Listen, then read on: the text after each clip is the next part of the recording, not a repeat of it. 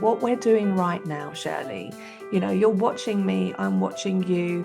We're sparking off each other and we are creating where we're going next. We have to protect that.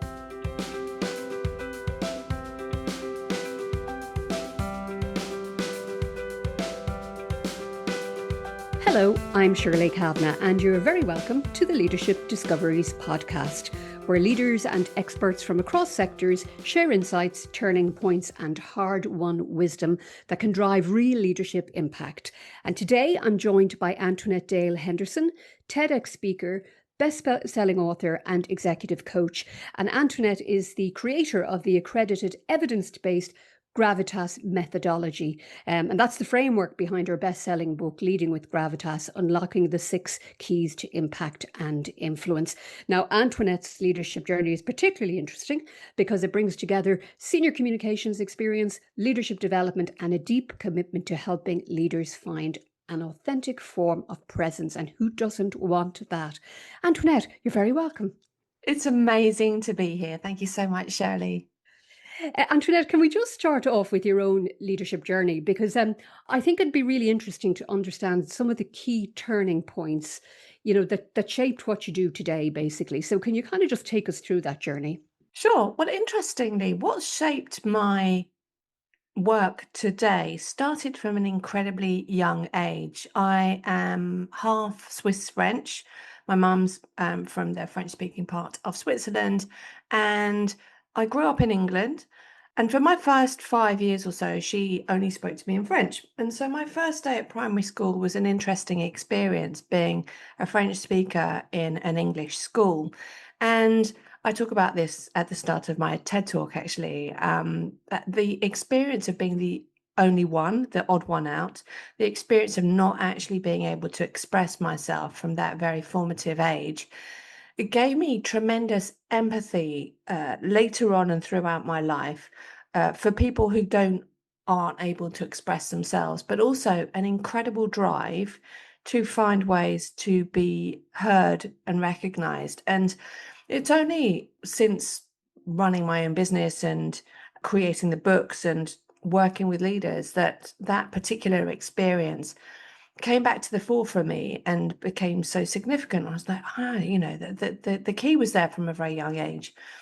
And so, I've always been very international in my outlook, and I studied languages at university. I did a lot of traveling around the world, and again, that has given me a real passion for diversity and inclusion and interest in language in its many forms and forms of self-expression and what creates connection and what can transcend those boundaries.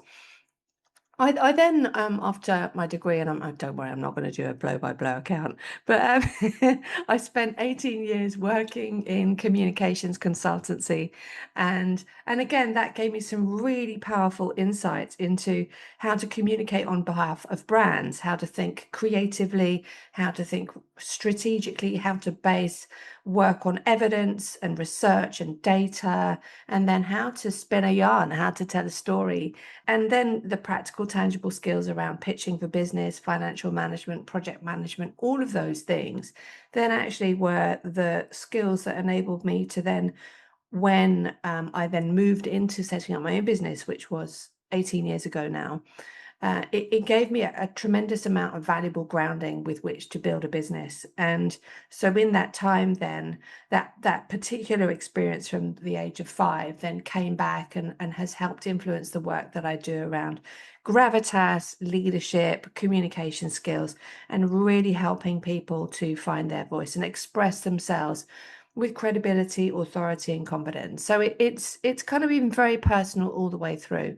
And the word itself, gravitas, is also a very personal one to me, but I'm sure that will come up later. Yeah. And like that's a great introduction. And, isn't it interesting how some of those really early experiences really can shape where we are and how we view the world, and the fact that you're remembering that experience from such a young age, and being different to everybody else in the class, which is, I think it's amazing. And I'm curious, the whole piece about being bilingual, how important do you think that is in a leadership space? where we're trying to build connections across, international geographies, that sort of thing. Because I think it's a great advantage to have. Do you notice that, or is it just sort of normal for you? I do notice that. So I then, when I did a degree, I did French and Spanish, so I added an Okay. additional language to it. And again, that really helped me to hone in on the value of precision in communication and the importance of emotional intelligence when it comes to connecting with another person. I don't think it's critical or important for someone to necessarily speak many languages or a different language from their own, particularly people who have English within their experience, whether it's their first language or not. We are at an advantage because it's one of the leading global languages. So I do think, though, that the ability to realize that what you're saying isn't necessarily going to land in the way that you intended it to, or just to pay attention to what you're saying and pay attention to how the other person is expressing themselves. It's as much about understanding them and how they express themselves as understanding yourself and how you're expressing yourself. And just the attention that is placed on that is quite unusual, I find. And people just bounce from situation to situation, and they just react to what's going on generally. And the large majority of leaders do that too, without thinking, without just taking a pause to think, well, okay, so what is this situation? What is going on here? What's the bigger picture? And how will the words that come out of my mouth help influence for the good? Yeah, I mean that phrase "pause." It's so important, isn't it? So many of us need to be doing more of that. I think when it comes to our interactions with people. Um, can we talk about gravitas? Because I think this embodies obviously a lot of what you do. It's a word used often, maybe not always well understood. And for the etymologists out there who are listening, I was just researching this out of curiosity more than anything else. And it comes from the Latin word for weight or heaviness.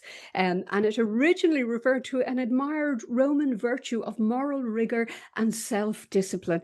Now, can you tell us, Antoinette, in your view, what is gravitas now for leaders in today's world? And do people have misconceptions about it? Absolutely, people have misconceptions about it. And the word that you used earlier around embody, it is what a lot of this is about. So a bit of background, the reason why I chose to make gravitas the key focus of my work is when I worked in communications, when I worked in PR, it was a word that was used a lot when it came to progression, leadership development. And so I was given a piece of feedback when I was 27 years old, highly ambitious, technically doing all the right things, trying incredibly hard to progress. And I was given a piece of feedback that I wasn't going to get the promotion that I was expecting because I needed to work on my gravitas. And the trouble was, I wasn't actually told what gravitas was. As you say, there's a lot of misconceptions around it. And then I didn't get shown what I needed to do something about that. And that's one of the things that really triggers me and I have a real affinity for, is that when people given a piece of feedback that they need to do something more of or less of and not get told how to do it, it leaves that person in a worse situation than when the feedback was given, even if it were well intentioned. So to your question, what is it?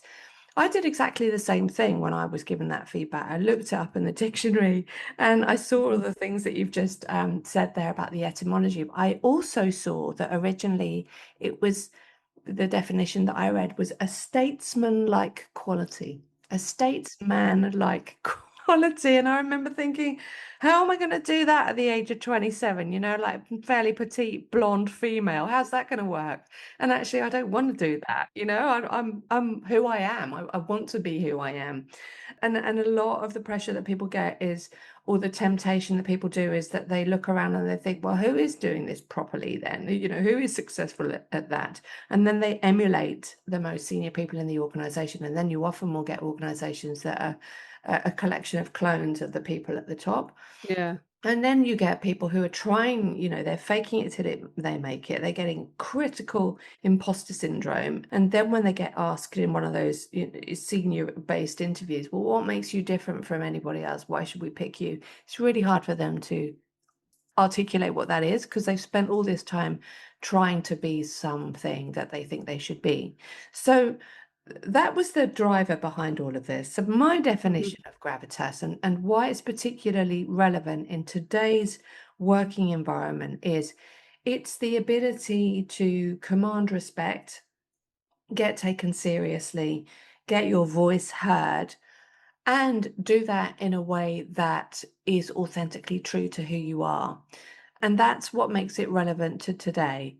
And so that is really important. Particularly, I talk about in the moments that matter. There are so many individual, big and small moments that matter where often the leaders that I work with, they don't do themselves justice. They don't know how to command respect. They don't know what they've got to enable them to be taken seriously.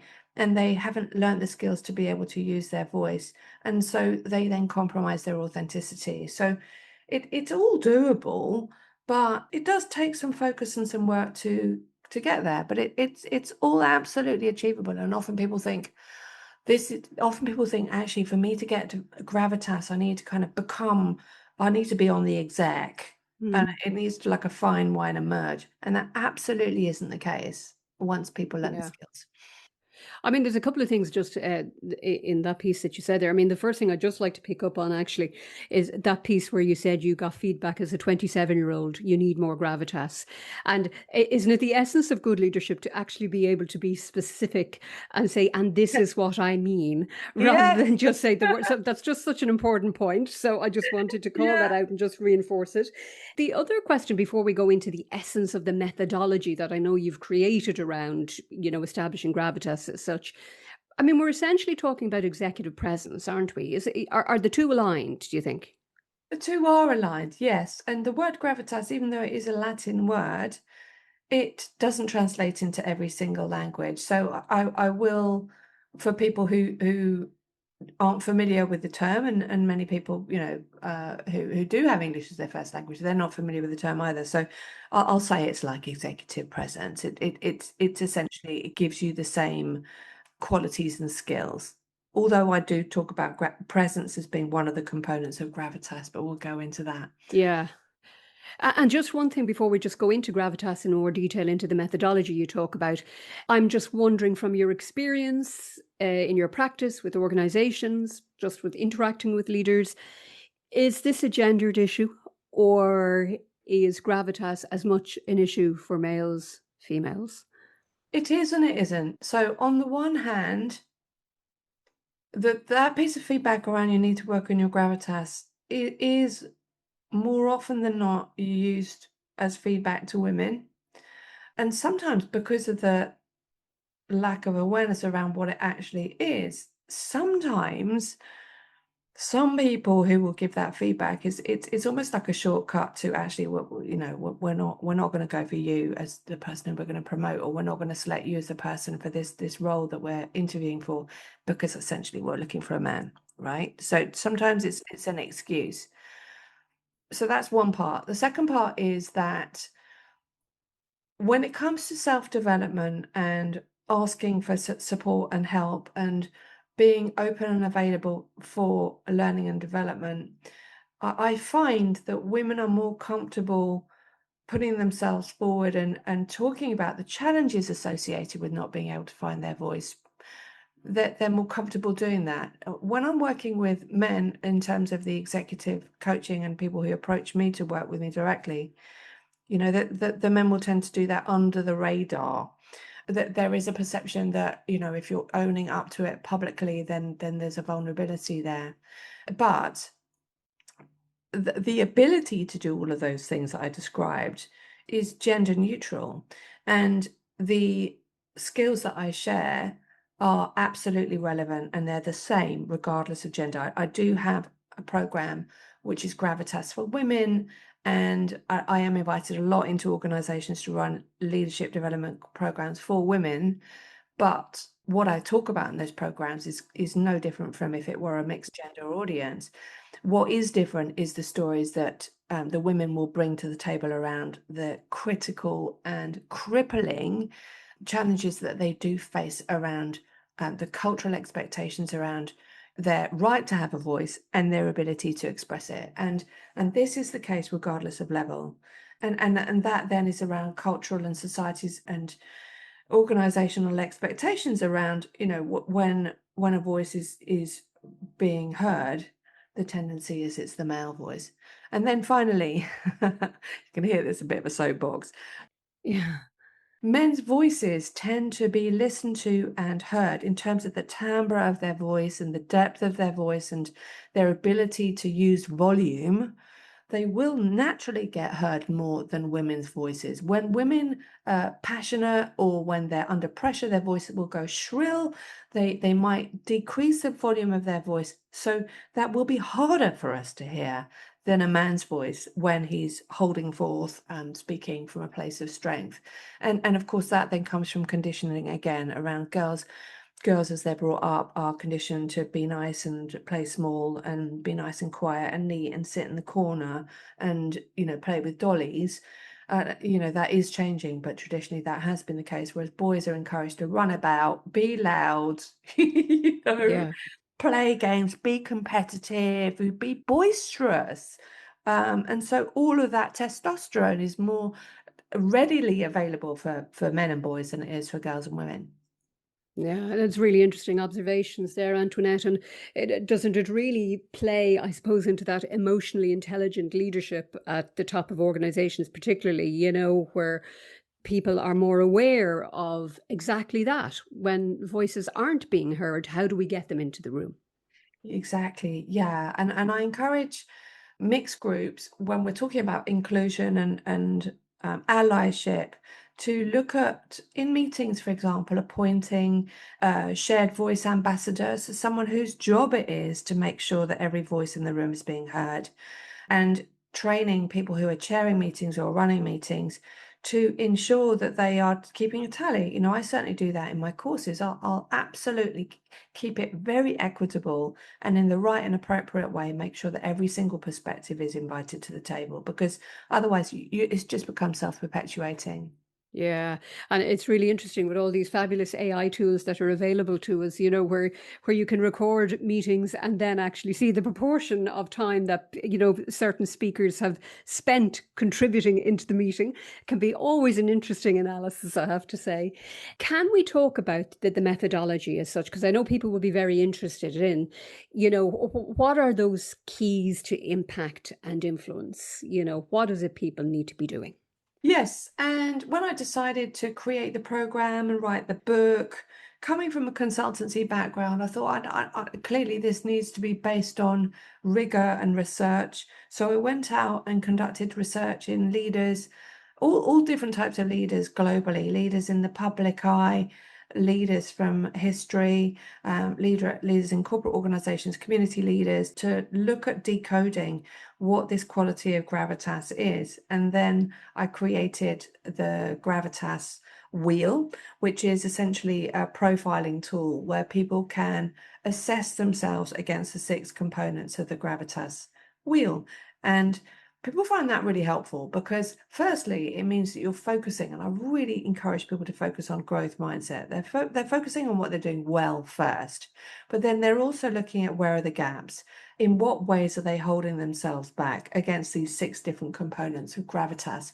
Because that then gives them the impetus to upweigh the things that they're doing well, but also take steps to work on the things that they could do with progressing. So to break it down, what I realized, in fact, going back to the word itself before I talk about the framework, having looked at this statesman-like quality, weight, groundedness, all of that, I was like, that we need a little bit more context. And actually, I then realized that the word itself, this is why I picked up on when you said embodied, the word itself has actually got 2 different parts to it. Firstly, the word gravis, and gravis does mean weight. And can you hear when I say gravis, it's like my voice comes home. So the gravis is the groundedness, it's the gravity that's connecting us to the ground. And that is an incredible, powerful thing if people just take a moment again to just ground themselves. That, whether it's the start of a presentation or going into a difficult conversation or simply transitioning from one meeting to another, is a great reset. So gravis is the first part, and you can feel that in your body. But then the vita is the second part, and vita means life. So you've got the gravis, which grounds you, and then you've got the vita, which lifts you up. And again, through change, turbulence, all the stresses that people are under, the pace of everything, that we've always got multiple influences on what's going on. To connect with our life force and to look after that and to tap into it when we use our voice. Can you hear again when I'm thinking about my vita, that brings way more energy and connectedness and vibrancy. So the combination of the gravis and the vita are at the heart of all of it, and we embody that. So then I realized that gravitas has got these 6 component parts. Three internal qualities and 3 external qualities. The internal qualities are self-awareness, expertise, and authenticity. And then the external components are what enables you to take into those internal qualities and communicate them externally. The external components are presence, connection, and projection. And they all feed into one another. So you've got those 6 component parts, and then at the heart of the gravitas wheel, you've got the word purpose. And what I realized with my research, that at the heart of the gravitas wheel wasn't there from the beginning. It's then when I went out and piloted the tool that I realized that there was this piece missing. The reason why I put purpose at the center of it is because if you think of any leader who you remember, who you respect, who you want to listen to and be led by, they are driven by a sense of purpose that's beyond just personal gain and self-promotion and progression. There's something about them which is about the wider view, the world view, or at least the organizational view. So there's a sense of purpose, bigger altruistic purpose, but then there's with a big capital P, but then there's also purpose with a lowercase p, which is what am I here for? What am I doing here in this meeting? And that then enables you to be proactive. So we've got purpose at the center, and then we've got the 3 internal and then the 3 external, all of which go together hand in hand. I love that piece, the way you broke gravitas down into the two, the grounded piece and then the life piece. And actually, I could even hear it in your voice as you were Yeah. using those 2 words, as you said. But it's a really great, I suppose, explanation almost of what gravitas looks like in reality, because it is about not just being grounded, as you say, it's being able to generate that enthusiasm, I suspect, in a measured way and in a purpose driven way as well, that doesn't compromise that influence, if you know what I mean. That's kind of getting the balance, I suppose, right. Would that be fair to say? 100%. And one of the original meanings of gravitas is weight, seriousness. And the perception can therefore be as like someone who has gravitas is like, oh, they're in the Hmm. boardroom and it's very Mad Men and, there's a real depth and, it's somber, it's grave, in French, it's serious. Whereas my take on it, born out of this realization that there's the Vita in there as well. You can Yeah. absolutely bring lightness, energy, humor, yeah, just inspiration. You can look up and you can also look down at the same time, weirdly. And Yeah. with my masterclasses, they're fun. They're funny. I was Yeah. doing one a couple of days ago, and we had such a laugh, whilst at the same time they came away with some really tangible, valuable, deep learning points. So Hmm. there's that levity as well as there's that depth. Yeah, it's really interesting.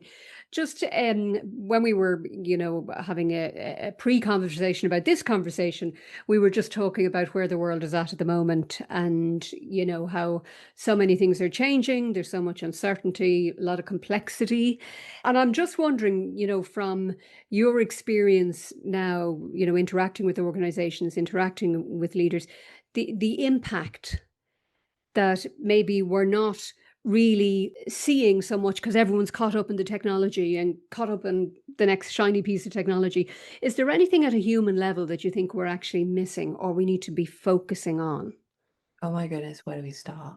Yes, there is. And so we're going to break it down. So one of the things that I'm noticing from a learning and development perspective is that a tremendous amount of investment is being channeled and rediverted into we need to upskill our people with AI, and of course, absolutely so, but not at the detriment of building the capability, the human capability of our people as well. You can't throw the baby out with the bathwater.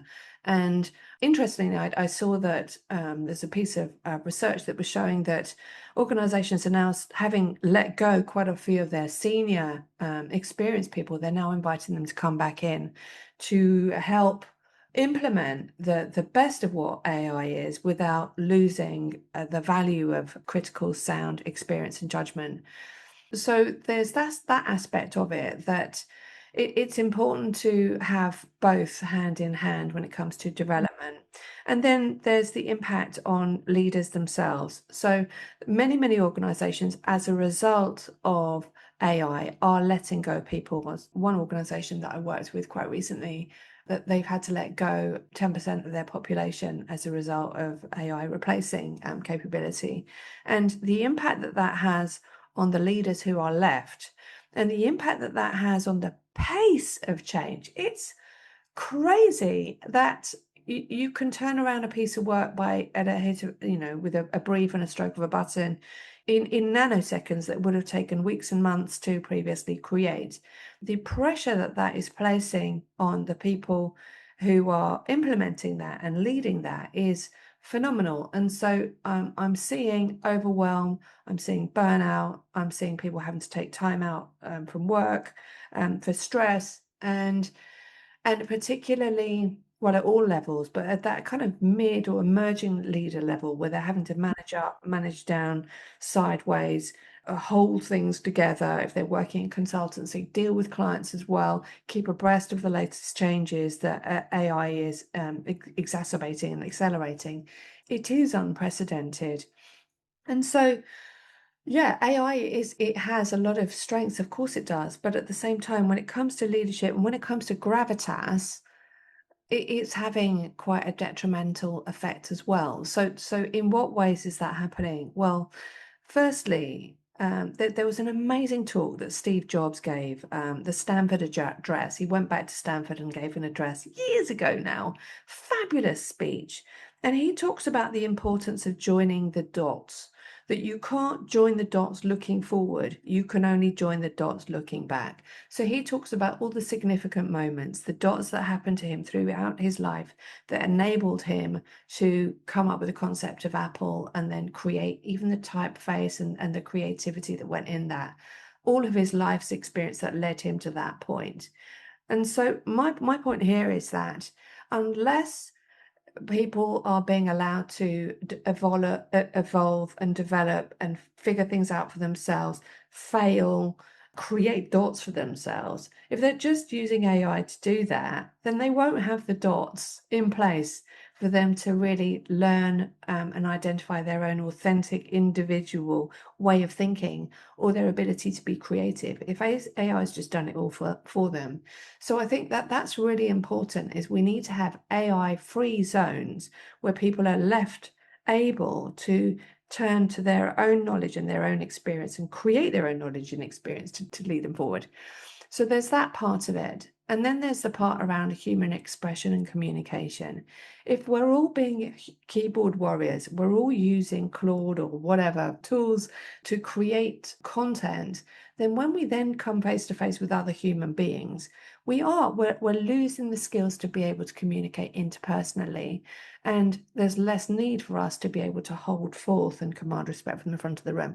So we also need to hold on to and protect human expression opportunities.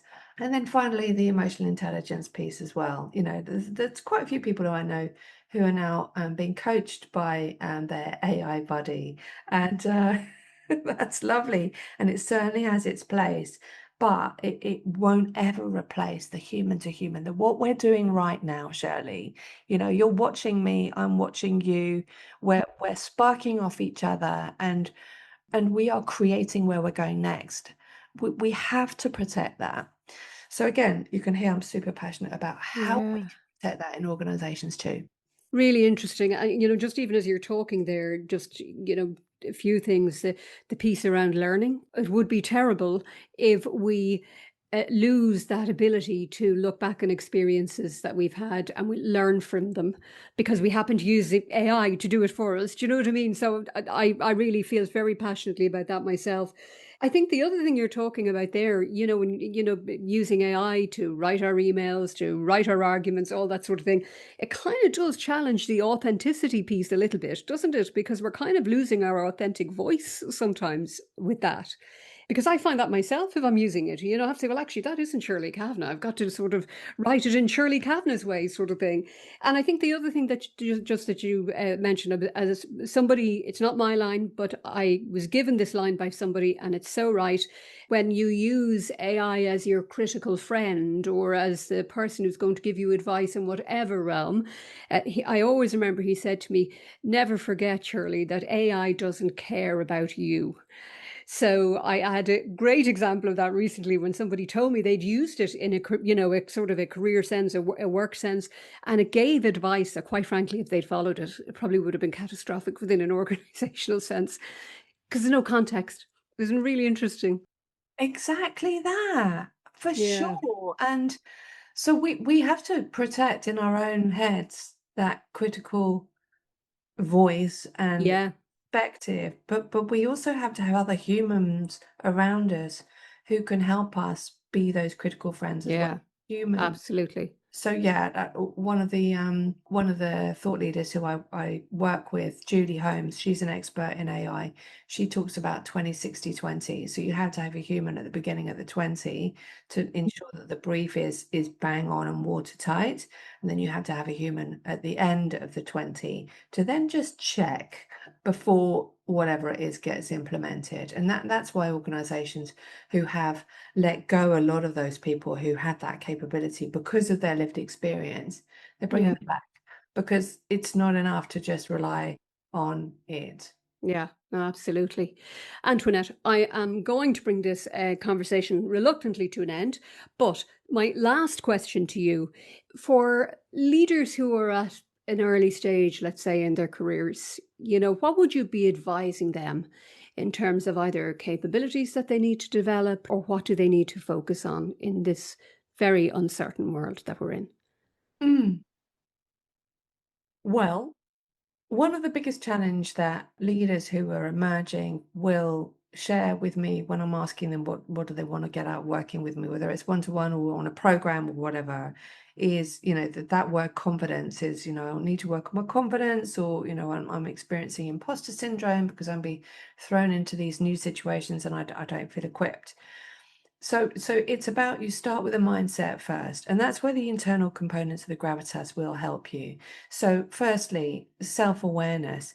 Spend some time and seeking feedback on the strengths that you currently possess. What do you already have right now that is valuable? What can you hone and what can you develop to be your point of difference so that gives you confidence, but then it gives you the tools to then be able to go out and share those and differentiate yourself. So start with self-awareness, but give yourself kindness and the benefit of the doubt, and ask other people, so that you're not just thinking about what am I missing rather than what I already currently have. Then you move on to expertise. So again, that's about how can you hone and develop your expertise, and to work out in your organization what is required, what is needed, what are the key themes that your organization, where's it going, and how can you develop and hone the expertise that you have to be of real value. But it's not just about latent expertise, it's how you express it. So it's critically about how do you find as many moments that matter, many opportunities as you can to share your expertise, to show it so that people realize that you have it rather than just kind of keep it hidden. Then it's Mm. about authenticity, and it is be yourself, use your self-awareness to help you figure out who that is.